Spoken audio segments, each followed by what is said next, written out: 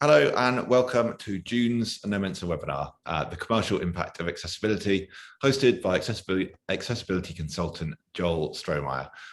Focusing on website performance, Joel will take a look at some of the key commercial advantages of accessibility and offer some practical tips for how your organization can benefit. Please say hello to each other in the chat. Make sure your chat settings are switched to panelists and attendees, and that way everyone can see your messages. And yeah, if there's any issues with the stream as we go along, please let us know in the chat too. And also submit your questions using the Q&A box, and I'll get through as many as I can with Joel at the end. We're using auto-generated captions for this webinar. Some of these may not be 100% accurate, so please do bear with us on that. And before we start, I'd like to mention that you can now sign up to Collaborate Virtual, the free virtual iteration of our Bristol conference, Collaborate. Collaborate Virtual will take a deep dive into the art of collaboration and team dynamics to help unpick tricky design problems. Join us on the 12th to the 16th of July for virtual talks, panels, workshops, and more. You can sign up for free today. Just head over to collaborateconf.com to register. So without further ado, I will hand over to Joel to kick things off. Thank you very much, Henry. Yeah, it's a pleasure to be here talking with you today. I just want to take a moment to say thanks to all those who attended the virtual conference recently too. We had some brilliant talks yeah, some great content. If you weren't able to attend, then I'd just like to mention that the videos from the virtual conference are available on YouTube. If you just kind of search for Nomentor's channel, then you should be able to find those. If you were able to attend, you'll notice that there are some similarities in some of the themes that I cover today, but I'll be going into a bit more depth onto some of the key themes. So as mentioned, the focus of today's talk is a commercial impact of accessibility. And today's talk covers these key sections: the relationship between accessibility and customer experience, including how accessibility barriers affect performance, moving beyond accessibility to inclusion, some of the sort of success stories in the world of inclusive design, inclusive design and innovation. So this is how design methods can lead to more innovative solutions. And then we'll just kind of have some final thoughts, questions to wrap up. So to start with then, I've got this kind of general idea around one of the challenges we have with accessibility and inclusive design. And that is that many organizations think of accessibility as a problem to be solved rather than an opportunity. And so what we find is that lots of the conversation and the activity relating to accessibility still tends to focus on legal compliance or, for example, to reducing risk. And in this sense, that the tone of the conversation is sort of inherently negative. So what I'm going to hope to show in today's session, we will explore why accessibility and the broader practice of inclusive design offers a true commercial opportunity, and why I would say, in this sense, the conversation should be a lot more positive. And I suppose what I'd like to do is equip you with a few ideas for building a business case at your organization, and to start to reframe this from a kind of problem-focused to opportunity-focused. And on that theme then, if we look at one of the central components of many organizations' success in recent years, then it is their dedication to designing great experiences. And on screen here, I've got a sort of graph summarizing some really interesting research. So there was some research published by the DMI, so that's the Design Management Institute. And what it shows is that what they phrase as the design-led businesses show a significant stock market advantage. These businesses have outperformed the S&P index by 228% over a 10-year period. So this is essentially saying that, you know, compared to this index that tracks the top 500 large stock market companies in the US, those that were inherently design-led, that were focusing on innovations through design, have done significantly better over this period. And some of those companies include Apple, IBM, Disney, and Nike. And I would further say these are all examples of organizations who've ensured that their digital experiences also match up with their kind of more traditional analog interactions that they've worked on over the years. So in the modern world, we see that very often, very little, separates businesses aside from the experience that they offer. And the other thing to say is that great customer experiences don't happen by accident. They are designed. These experiences are central to organizations differentiating, attracting customers, and keeping those customers loyal as well. And as we shift increasingly to digital channels, for example, recently spurred by the sort of COVID-19 pandemic, it's continually important for organizations to provide great digital experiences. They also need to ensure these experiences work for everyone as well. Which brings us on to this relationship between accessibility and customer experience. So we touched upon this actually in the talk at Virtually. Accessibility is an integral part of customer experience in as much as it is about removing barriers within a customer journey and ensuring people with disabilities experience something with the same depth and completeness as everyone else. And this visual on screen essentially summarizes this idea. What we have on screen is accessibility as a core subset of usability, which is a part of the overall user experience, which informs the holistic customer experience. And to draw upon this example a little bit more, by designing, for example, an accessible interface for a low vision user, we improve the experience for users, for example, interacting in bright sunlight on their mobile phone, for example. So the sort of accessible design is benefiting all of us, really. And this is sometimes referred to as the curb cut effect. Essentially, this is that accessibility features provide extra benefit to a broader group of users. And it's so named after the dip in pavements, which removes barriers for wheelchair users in cities. But of course, it helps make life easier for parents pushing prams or cyclists, to name a couple of examples. And we see this, this curb cut effect. We see various examples of this in the digital world, of course, too. And that effect is actually a major argument for why investment in accessibility is not an investment in a small subset of users, or, to use a commonly misused phrase, edge cases. It has this much broader impact on the experience and therefore the commercial success for organizations. So at this point then, if we take a simple customer journey and we look at each of the steps and the accessibility barriers users face at each of those stages, we will then look at how accessible design addresses those barriers and provides an improved experience for all users, and as mentioned, improves the commercial success. So on screen, we have this very simplified customer journey. And at the start, we have the awareness phase.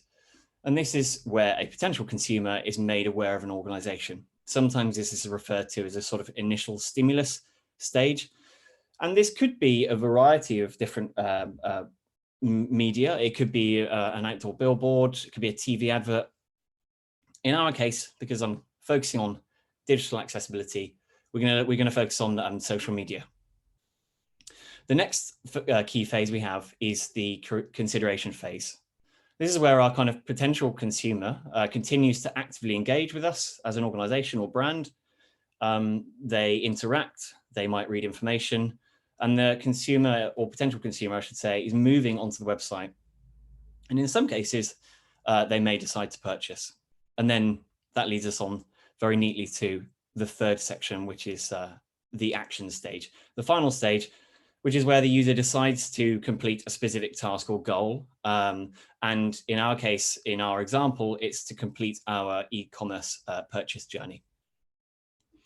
And the key thing to say when we're talking about these customer journeys is that very often, when we're designing for such journeys, we're imagining a kind of ideal, fictitious user.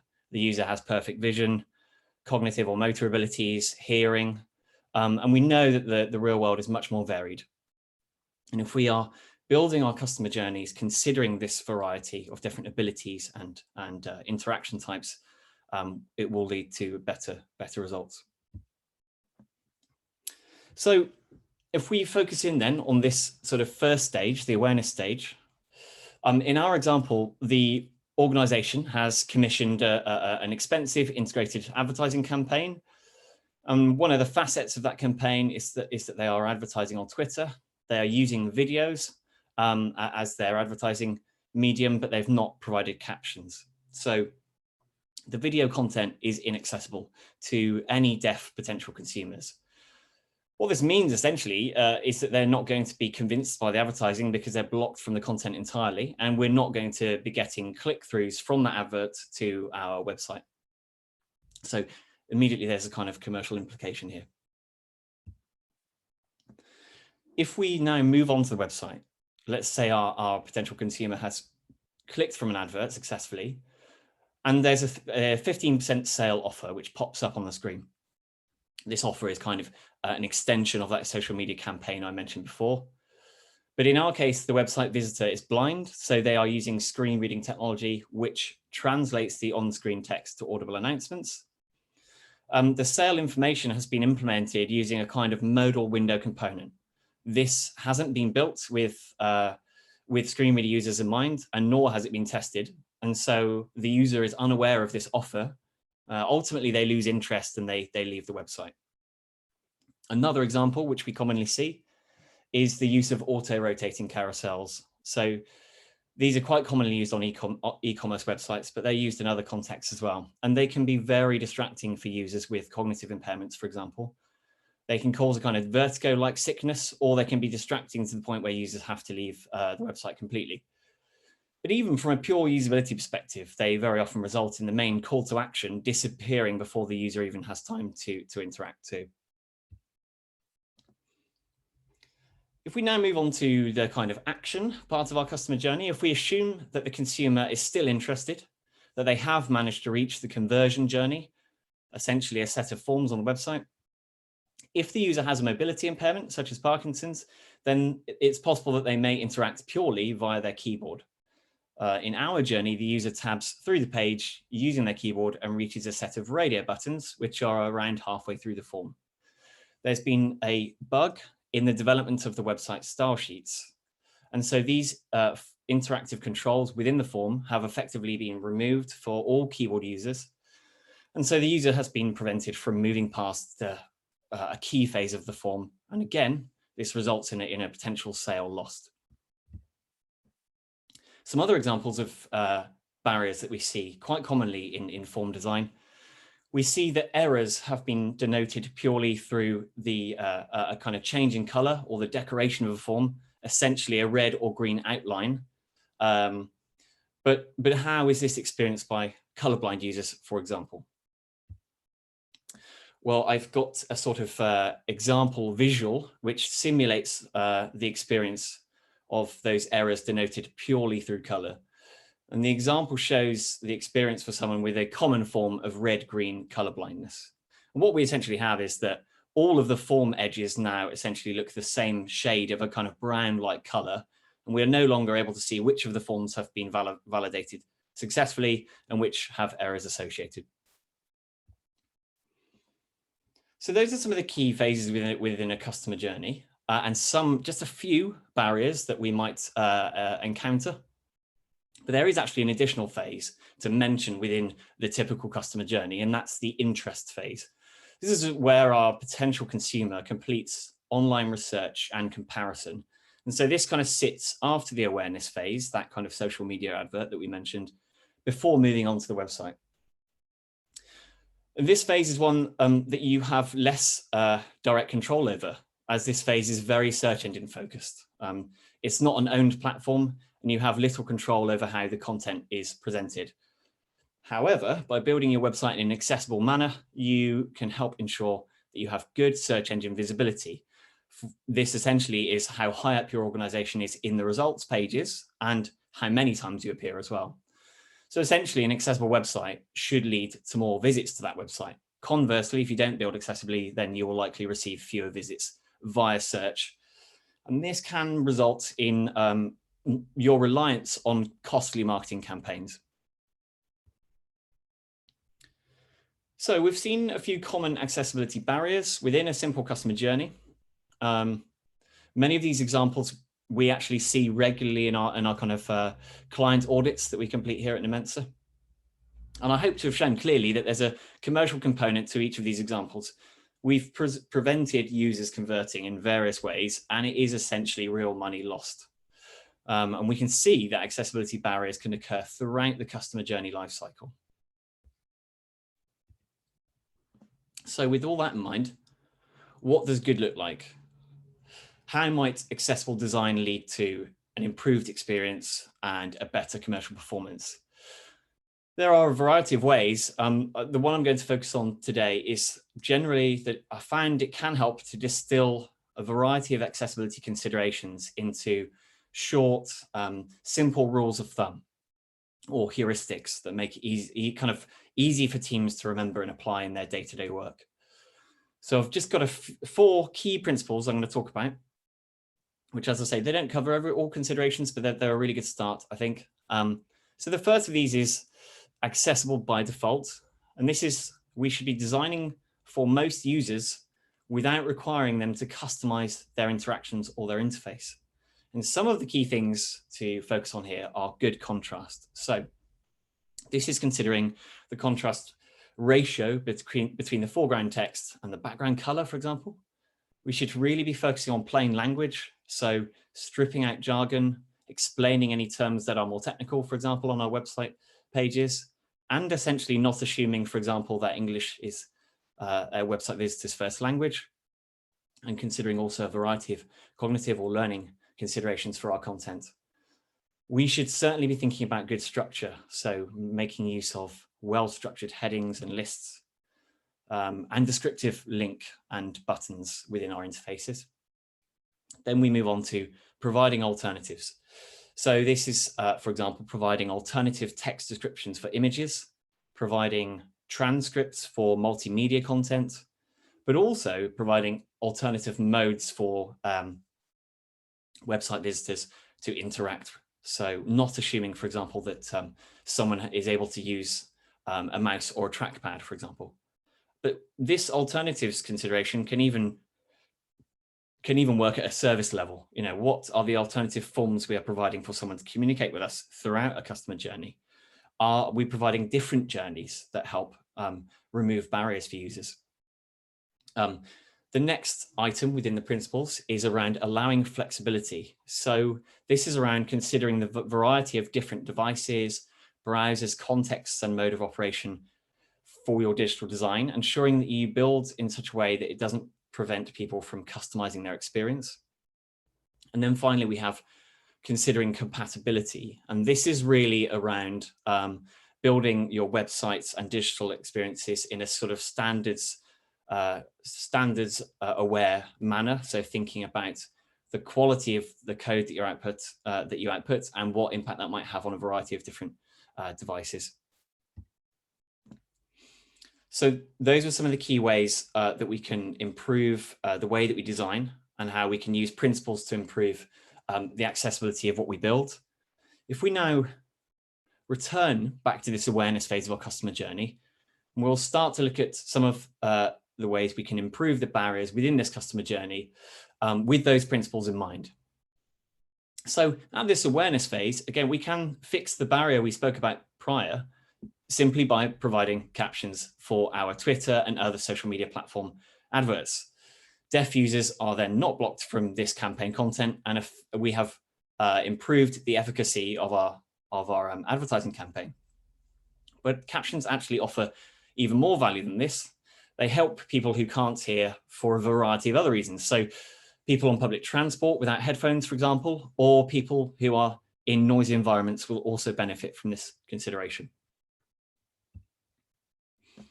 In fact, a study by Facebook shows that some content which was designed for sound off benefited from having 48% more relevance in their study. And relevance here essentially means how well the advert has been perceived by the audience. So returning to our customer journey, if we imagine our consumer has decided now to click through to our website again, what are some additional accessibility considerations which can improve the journey. Well, earlier we heard how this 15% sale message in that modal component hadn't been built in a way that made it available to screen reader users. And here are just a few more key improvements for such users within our journey. Provision of transcripts for video and multimedia content, unique clear page titles, so a focus on the metadata, descriptive link text, which we mentioned before, semantic HTML and well-structured headings, and a consistent and clear information architecture. All of these considerations will improve the accessibility of the website, in particular for screen reader users, because we're ensuring that the information that is communicated visually has also been made available programmatically, so to assistive technologies. These accessibility considerations help with search engine visibility, as previously mentioned, and this is partly because search engine bots, which go out and analyze and categorize website content, cannot see.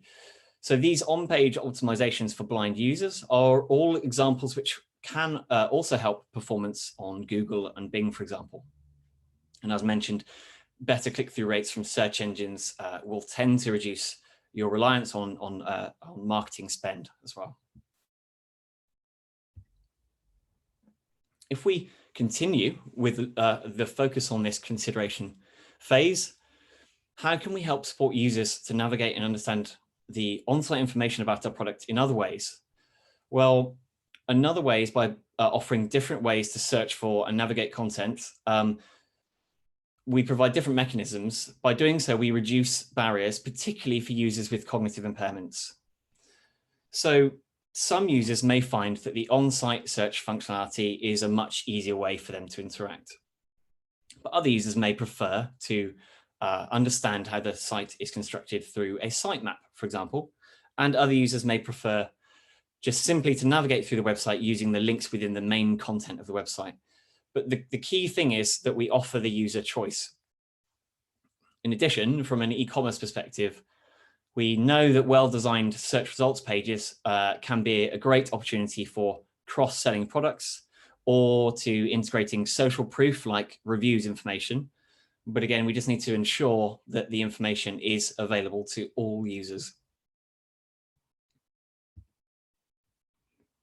So now if we move back to the action phase, again, this is where essentially a lot of the business is done, essentially. Our focus here is really around those accessible forms. How can we ensure that the forms are contributing to our e-commerce objectives? Well, here are some key examples of the improvements we can make.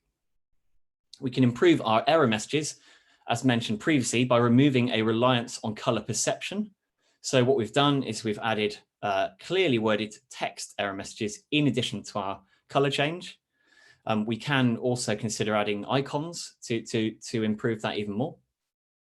Another thing we've done is we've ensured that all of our form controls can now be operated with a keyboard alone.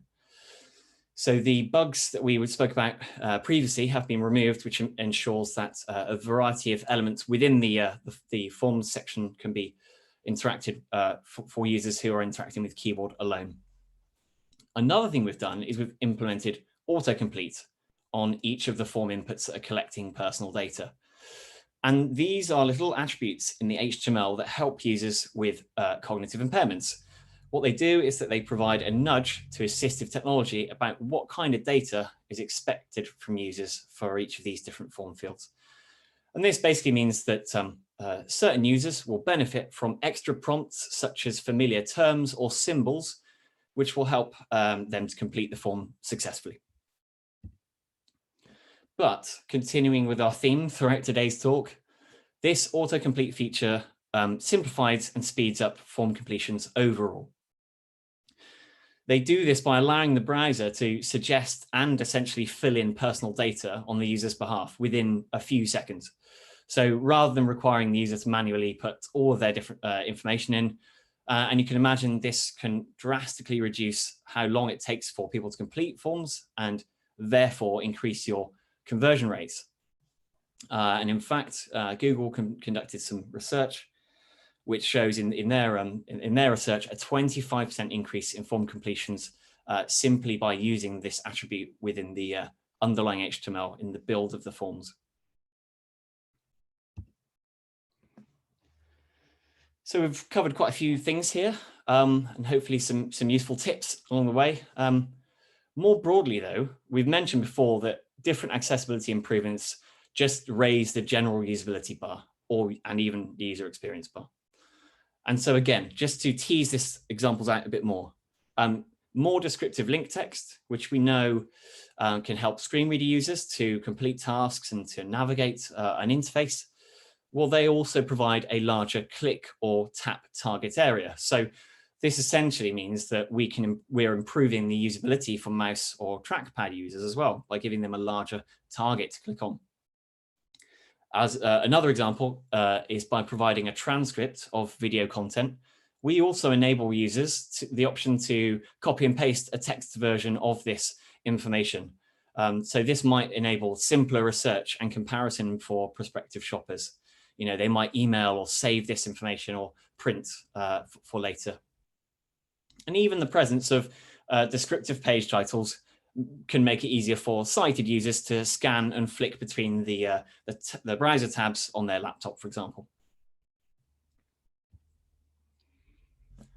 So if we just wrap up this customer journey section, so we've seen barriers at each of the awareness, consideration, and action stages of purchases. We've also seen how investment in accessibility helps search engine optimization and that kind of interest phase of the journey we spoke about. We've looked at some of the examples of fixing issues and how this can lead to better commercial performance within this kind of e-commerce setting. And we've seen in particular how forms are critical to online performance and how even what seems like a tiny tweak can result in potentially significant commercial advantages. You know, to reiterate that stat before, a 25% uplift could be achieved by the use of that single autocomplete attribute. So we've seen essentially some more practical and tactical tweaks to your approach to your design process that can still have a profound impact. What happens when organizations start to move further, consider things in a broader sense? And what we're really talking about now, which again was a theme that we touched upon within the virtually talks, is moving beyond accessibility to inclusion. So once an organization has moved from designing for people with disabilities to designing with people with disabilities, we generally refer to this as inclusive design. And inclusive design is a hallmark of an organizational maturity and building accessible products and experiences. Quoting Microsoft, what sets organizations apart and signals that they're thinking and acting inclusively is that they see human diversity as a resource for better design. They also proactively work to recognize exclusion where it exists and how we might remove it. And they also recognize the existence of biases in the design process, and they work hard to mitigate them. And finally, they focus very much on including and learning from people with a range of abilities and perspectives. And there's a really nice quote from Kat Holmes, which is from her brilliant book, Mismatch, which I think is another nice summary of these kind of ideas. Accessibility is an attribute and inclusive design is a method. So to expand on this, essentially, we can say that accessibility can be used as a measure of the quality of an experience. And inclusive design are the steps that you might use to get there. Inclusive design is how you approach and frame your work. It's kind of moving beyond just thinking about disability and considered as a much broader number of concerns around people's experience with a product or service, and even how they interact with the world. So we've spoken a bit there about inclusive design and some of the kind of hallmarks of it. What are some of the examples of organizations who have started to succeed through inclusive design? Well, the gaming industry as a whole has certainly been leading in inclusive design. Just recently, the BBC featured The Last of Us 2 on its homepage. This is a game that was making waves as potentially the most accessible video game of all time, with numerous interface customization options, which are all kind of geared towards empowering players to ensure that the game worked for them. The game has more than 60 different accessibility settings, and that includes in-game captions, various kind of color modes for players to change and experiment with. And they're also able to change pretty much every button and customize it within the game. And the Xbox team has also had huge success in the creation of its highly innovative, adaptable controller, which there's a picture on screen.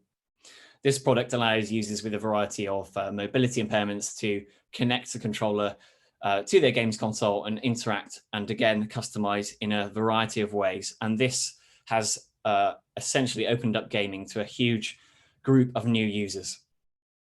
The Xbox team has even worked on the creation of a whole new set of accessibility guidelines for their Xbox as well. So kind of in a similar vein to the web content accessibility guidelines, they've created their own kind of set of platform guidelines to help ensure that whenever a new game is created, that it has a minimum sort of standard of accessibility built in.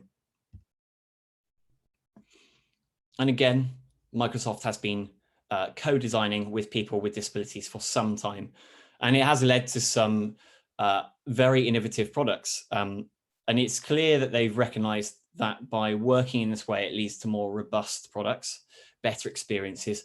And another thing is that it's a more engaged and loyal community that starts to surround their product. They've collaborated with and been endorsed by various disability charities and sort of groups in the process.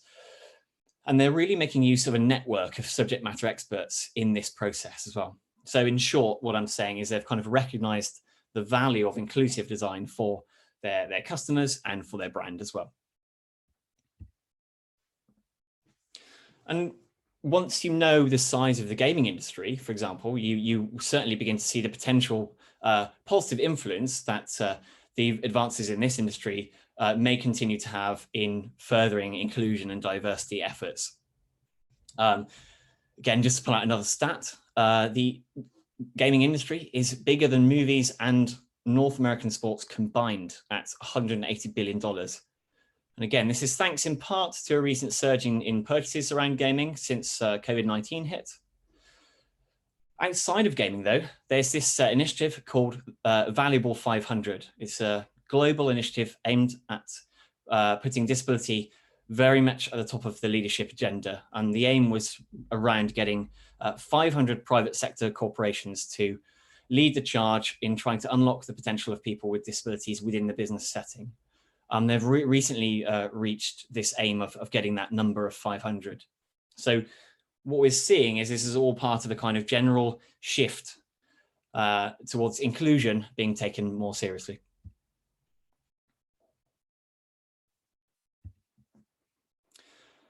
So at the outset, as I mentioned before, that for organizations to thrive, they need to focus on customer experience. And this is absolutely true. But for organizations to survive, they need to be able to change too. They need to be able to innovate. In his excellent book, Roger Martin talks of how businesses show a bias towards exploiting existing knowledge in their day-to-day operations, to sticking with what they know, with the tried and tested, or to put it another way, that they focus on optimization. And they do this at the expense of exploration, to identifying new ideas. They're not practicing design thinking, for example, and he phrases it as that they are worshipping at the altar of reliability, and they may suffer serious consequences in the long term as a result. And essentially what we're talking about here is those organizations who do not prioritize exploring new ideas are at a great risk of failure. They could be disrupted and they may become obsolete. And to innovate is essentially to stand a better chance of survival as a business. And the reason I'm mentioning this is because there's a strong link between inclusive design methods and innovation. Inclusive design requires considering different viewpoints, different contexts, perspectives, and it encourages explorative thinking and experimenting with different tools and processes.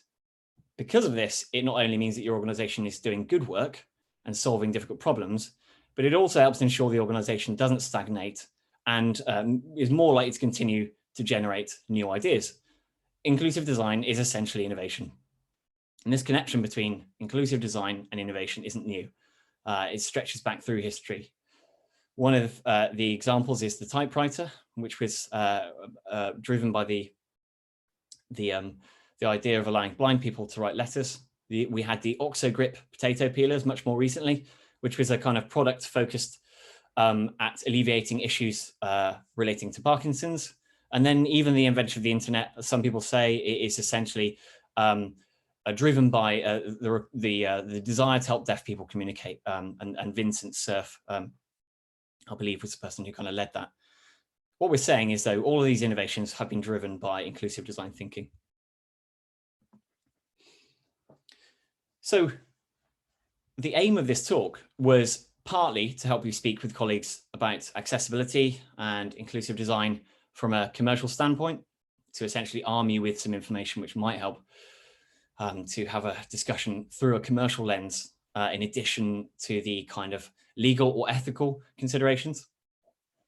But also, to succeed in raising visibility and credibility of accessibility efforts, it is important that you measure your activity. So measurement will help explain accessibility in terms of its contribution to your overall business performance. And so I'm just going to touch on a couple of ideas around measurement that you may want to consider for accessibility, and how they may relate to your commercial outcomes in general.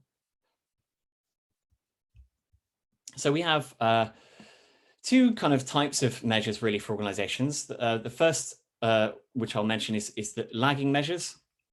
So this is essentially measures that tell you how you've already performed. And then we have leading measures, which are looking more towards the future. They try and help you to predict your performance moving forward. So if you already have search engine visibility tools which track your search engine performance over time, then one of the things you could do is to see if any investment in accessible design has also brought additional search engine optimization benefits. So this is almost like a proxy, I suppose. You're not directly necessarily measuring your accessibility, but you're seeing how that relates to your overall site visibility. And this is kind of, I recommend this if you are struggling to get investment for new tools for measuring accessibility. This is a way that you may be able to sort of start to measure the impact in an indirect way.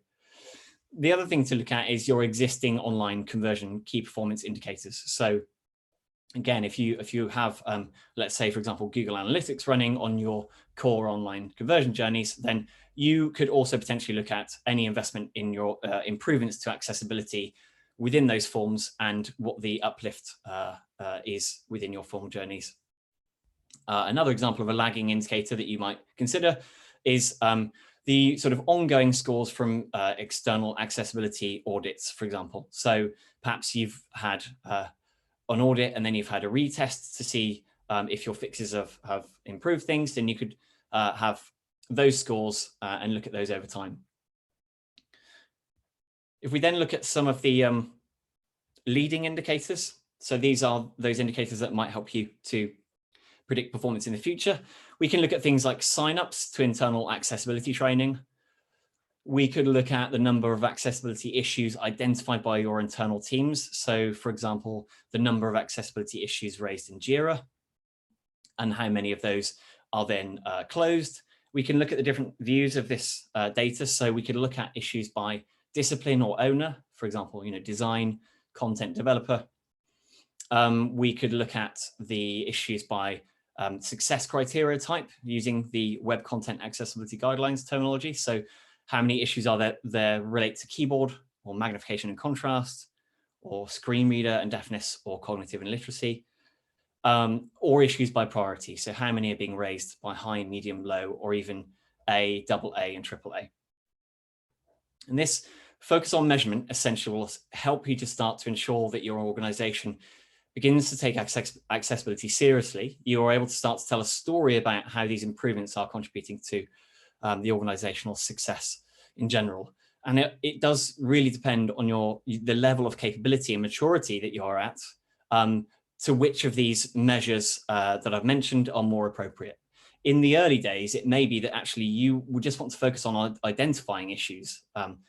If you've for a long time been creating designs and building websites that aren't accessible, then actually in the first instance, identifying and creating lots of tickets may be a good sign. And then over the longer term, it might be that you want to see fewer of those issues, or those issues being identified earlier in your process. And this sort of brings me on to some of the final slides. What we have developed here at Nomensa is I think very useful framework for orienting yourself as an organization to understanding where you currently stand with accessibility. And this is our accessibility capability model. And what this model allows us to do is assess the capability of an organization or team in terms of their accessibility. We can use the data to create a program of accessibility improvements or education. And it's composed of 3 parts. There's a profiler, which is a list of questions. We've got a capability graph, which is a visualization of capability, and then an accessibility quadrant, which is one of 4 levels of capability or accessibility maturity, which I will come on to. And what we do is we can analyze an organization's experience capability through a kind of specific set of questions which cover 6 scales of experience. And these are on screen at the moment. So these are activities, skills, infrastructure, integration, performance, and leadership. And then these scales are then grouped into 2 different dimensions. We have the design management dimension, and this is how well you execute experience. And then we have the business management dimension, which is the planning of experience. So the answers from this set of questions, they will then feed into a visualization of the results in the form of a graph. And once you have your results, you will then know the kind of level of capability that you currently possess, and you can start to consider your next steps. So these results sit on a quadrant, and you can see which of the 4 sort of experience or accessibility types you are. And we'll just run through some of those different categories of capability. We've got accessibility entrants, and these are organizations just beginning to become aware of the importance of experience. We then have frustrated visionary. So this is high scores in business management, but low on the design management side. We then have these misfiring experts. This is high scores in design management, but low in business, which is a sort of silo mentality. And then we have the aligned champions, which is the kind of ideal balance for an organization. And it's one that very few, if I'm honest, will get to, but it's certainly, that's the aim. And to expand on this a little bit more, to succeed, you should be looking at what is produced. So as we touched upon before with some of those examples within the customer journey, what is the quality of the code that your organization produces? And again, you might get through the form of you might get that information through an accessibility audit, but you also need to look at how the work is being produced, the kind of planning of your design work, and your leadership surrounding it as well. So that kind of brings me on to some of the closing thoughts. We've seen the relationship between accessibility and customer experience. We've looked at how accessible design has a tangible impact on website performance and how this applies to a typical e-commerce journey. We've looked a little at how organizations might embrace the older idea of inclusion and how inclusion can lead to more innovative organizations. And then we've also discussed a little bit on how critical it is for organizations to innovate to survive as well. Thank you very much. That brings me to the sort of end of my talk. Thank you very much for listening. And yeah, I'm happy to take questions. Brilliant. Thanks, Joel. What a great presentation. Some really useful stuff in there. For everyone watching, please do submit your questions to Joel. I can see a few in there at the moment. In answer to your question, Jamie, yes, the recording of this will be available and sent out to everyone that's signed up tomorrow, I believe. Joel, we've got a few questions here from James. The first one of which James is asking, how could we ensure a long-term accessibility culture in an organization, not just a few engaged staff who eventually leave? Yeah, I mean, that is a brilliant question. And I guess it's kind of why I tried to balance sort of quite practical, pragmatic optimizations that you can make, driven kind of quite a lot by the kind of success criteria or even sort of acceptance criteria that is driven by the Web Content Accessibility Guidelines. Is kind of why I spoke about that, because that can help you to get sort of initial buy-in to some of the commercial advantages to engaging with accessibility. But it's also why, the end, I was very keen to talk about this idea of capability. So, and I suppose this idea of capability kind of linking in with a strategy. So I think essentially the ideal situation is you want to have motivation from the top. So you kind of need your leadership to understand why accessibility or inclusion in its broadest sense is important. And again, you should certainly talk about the legal implications, which I haven't, that wasn't the point of the talk today, but you certainly want to be talking about the legal implications of not being accessible. You would want to talk about the ethical implications and, the link to, for example, corporate social responsibility and brand perception. And then you can also kind of use, hopefully, some of what I mentioned today, which is this strong commercial argument. So those organizations who have an accessibility strategy have buy-in from the top and the skills from the people implementing the work. That's kind of your perfect setup. And one of the ways you can start to do that is by perhaps looking at this idea of a capability or maturity model. So, we've obviously spoken a little bit about Nomentas, but I think the main thing is you need to be able to identify where you are currently, what your current level of accessibility capability is, where you would like to get to. You need to then get buy-in from senior leadership and train, the people who are actually implementing the work and continue to build on that strategy. But yeah, I think having a little look at our accessibility assessment online, which I think is www.nomensa.com/AA, I think is certainly a good start. But it's certainly about motivation from the top and skills from below. Awesome, and that's kind of related, I guess, to another part of James's question, which is how would you bring along stakeholders that are resistant to change with you on that accessibility journey? Again, it's it's not a simple thing. It's a tricky one. I think, again, my recommendation would be to think about how you are measuring the impact on your performance. So, you need to kind of have an accessibility strategy which is linked with your customer experience strategy. So, again, I don't know obviously what organization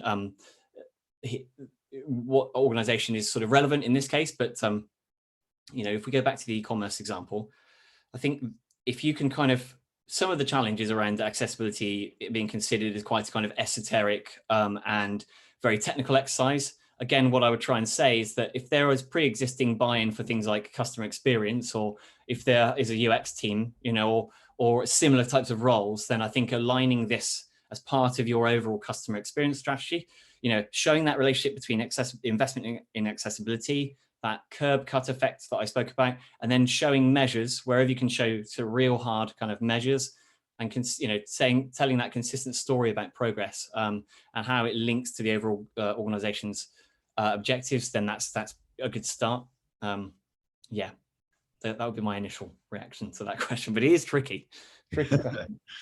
Awesome, thanks. So we've got a question here from Alex. It says, thanks, Joel, very good presentation. I think this is in relation to the accessibility assessment. Does that encompass inclusive design as well? Yes, it kind of, so yeah, it's a really good question. It certainly, what it will do is will help you to establish how you would move towards an inclusive organization. The reason we focus on the term accessibility assessment is you can't kind of bypass a lot of the considerations for compliance within accessibility or removing barriers, which is kind of maybe the focus of accessibility initially. You can't sort of sidestep those and immediately become like an inclusive leader. So that's why we chose to name it the accessibility assessment. But certainly once we start to ask questions around integration and your strategy, then these things will certainly essentially lead naturally onto the aligned champions, which is essentially probably where you're moving towards a kind of an inclusive leader at that point. Brilliant, thank you. And our next question, which has been submitted anonymously, which is one we actually get quite a lot. As a user researcher, I would love to get in touch with people who have lived experience with disability or other vulnerabilities / needs. Do you have any advice on how to best get in touch with these people? Yeah, not sort of specialism of mine, but I would certainly say a really good first port of call would be the gov.uk has a section around kind of conducting research with people with disabilities, and there's some really good advice there. So again, what I'll do is obviously I can chat with Henry about the kind of providing with the specific URL for some of the articles around that. But yeah, gov.uk and their kind of online inclusive content is really good. And I think we can probably get some more information from you, from my colleagues, Alistair and the rest of the team in the accessibility team at Numenta, to provide you with more information. I certainly know that one of the things we talk about is speaking with sort of disability charities, for example. That can be quite a good way of engaging with different audiences with different needs. So yeah, but I'll dig out some that kind of further advice for you. Brilliant, thank you, Joel. No, that's brilliant. And yeah, whoever did submit that last question, please drop us an email at hello@nomensa.com if you wanted some more information on that. But no, thank you so much, Joel. Thanks to everyone that's tuned in. As I mentioned earlier, we're delighted to launch Collaborate Virtual, which is the free virtual iteration of our Bristol conference, Collaborate. You can sign up for free now. The website is collaborateconf.com. And if you're interested in taking a look at the free accessibility assessment, as Joel said, that is at nomensa.com/AA. That's brilliant. Again, thank you, Joel. Thank you everyone else. We hope to see you at Collaborate Virtual on the 12th to 16th of July. Thank you. Thank you very much. Thanks.